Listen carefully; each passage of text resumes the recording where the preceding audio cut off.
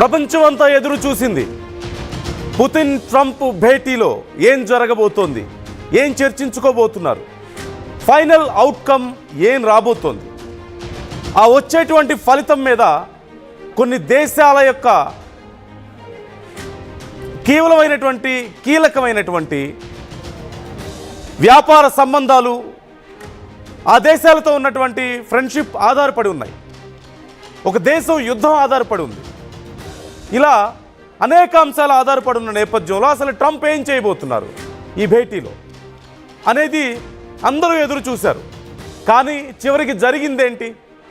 నేను కన్నెర్ర చూస్తే రష్యా ఉలిక్కి పడుతుంది, నేను గట్టిగా ఉరిమి చూశానంటే రష్యా భయపడుతుంది, ప్రపంచ దేశాలని నేను భయపెట్టగలను, రష్యా సంగతి నేను తేల్చేస్తాను అంటూ టైం లిమిట్స్ పెడుతూ వచ్చినటువంటి ట్రంప్ చివరికి ఏం సాధించగలిగారు? చివరికి ఏం చేశారు అంటే పుతిన్ పెట్టినటువంటి ఆంక్షలకు అవుననలేక కాదనలేక ఏమీ చేయలేక సైలెంట్గా వెళ్ళిపోయారు. నీళ్లు నమిలారు ఒక రకంగా చెప్పాలంటే. ఇప్పటికైతే ఈ జరిగినటువంటి చర్చల వల్ల ఏ ఫలితము లేదు, ఏ విధమైనటువంటి నిర్ణయాలు తీసుకోలేదు, ఏం క్లారిటీ రాలేదు. అటు ఉక్రెయిన్ చాలా ఆతృతగా ఎదురు చూస్తోంది, ఇటు భారత్ సైతం చాలా ఉత్కంఠగా ఎదురు చూసింది, నాటో చాలా ఉద్వేగంతో చూసింది ఏం జరగబోతోంది అంటూ. ఇలా అన్ని దేశాలకు చాలా కీలకమైనటువంటి చర్చలు కదా. చివరికి ఏం చేశారు?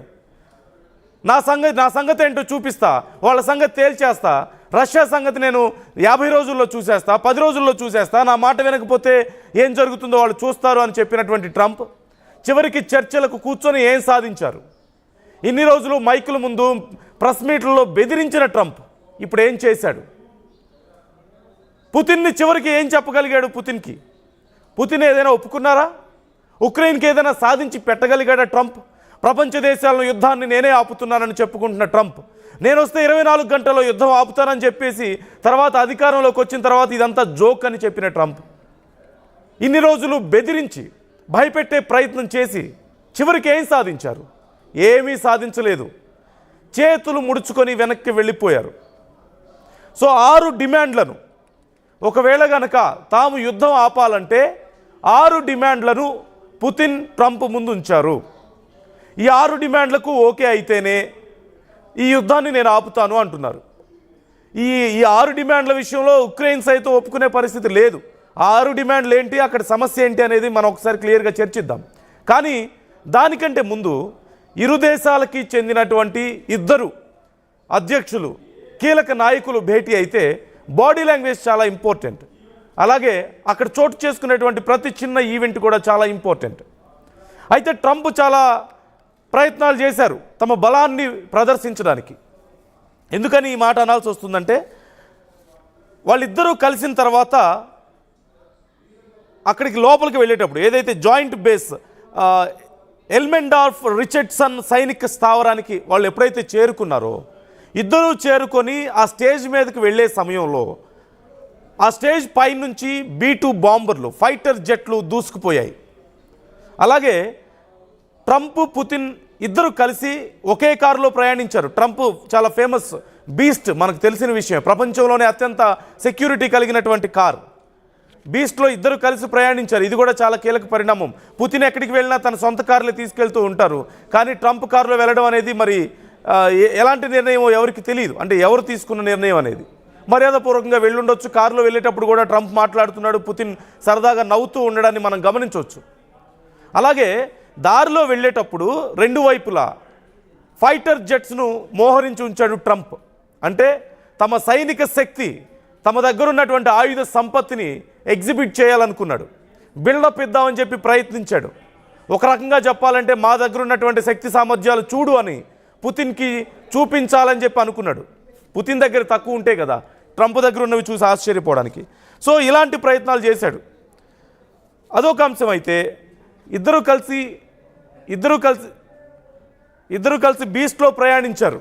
ఇది కూడా చాలా కీలక పరిణామం. అసలు పుతిన్ బీస్ట్లోకి ఎలా ఎక్కారు, ఎలా ప్రయాణించారు, మరి ముందు అనుకున్నదా లేదంటే అప్పటికప్పుడు ట్రంప్ కోరిక మేరకు పుతిన్ అలా ప్రయాణించారా అనేది తెలియకపోయినప్పటికీ కూడా చాలా ఇంట్రెస్టింగ్ పరిణామం అనే చెప్పాలి.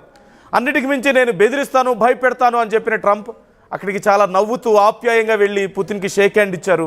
పుతిన్ కూడా చాలా నవ్వుతూనే ఆయన్ను రిసీవ్ చేసుకున్నటువంటి పరిస్థితి మనం చూస్తున్నాం. స్క్రీన్ మీద కూడా మనం చూడొచ్చు. చాలా సరదాగా ఉన్నారు ఇద్దరు, ఎప్పటి నుంచో ఆప్తమిత్రుల్లాగా. అయితే చర్చల సందర్భంగా పుతిన్ క్లియర్గా ఒక్కటే మాట చెప్పారు, నువ్వు చెప్పావు కాబట్టి నేను యుద్ధాన్ని ఆపను, నేను ఎవరికి భయపడను, నేను యుద్ధాన్ని ఆపాలంటే నా దగ్గర 6 కండిషన్లు ఉన్నాయి. ఉక్రెయిన్తో మాట్లాడి నీకు చేత అయితే 6 కండిషన్లకు ఓకే చేయించు, నేను అప్పుడు యుద్ధాన్ని ఆపేస్తాను అని ట్రంప్కి పుతిన్ 6 కండిషన్లు పెట్టాడు. అవి ఏంటి అనేది ఒకసారి మనం చూద్దాం.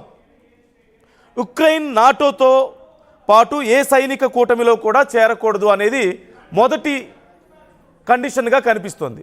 మనందరికీ తెలిసిన విషయమే, అసలు పెద్ద సమస్య అక్కడే వచ్చింది.